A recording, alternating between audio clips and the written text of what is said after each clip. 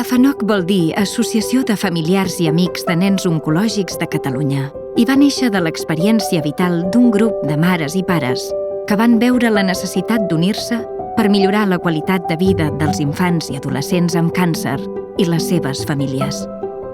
AFANOC les acompanya al llarg de tot el procés, atenent les necessitats que van sorgint i procurant que el desenvolupament afectiu i educatiu de l'infant o adolescent sigui el més adequat a les seves especials circumstàncies.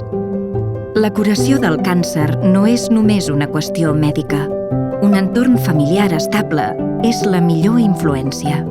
Per això, AFANOC posa en marxa la Casa dels Xuclis, un espai d'acolliment temporal que ofereix aquesta estabilitat a les famílies que han de venir a fer el tractament als hospitals referents de Barcelona.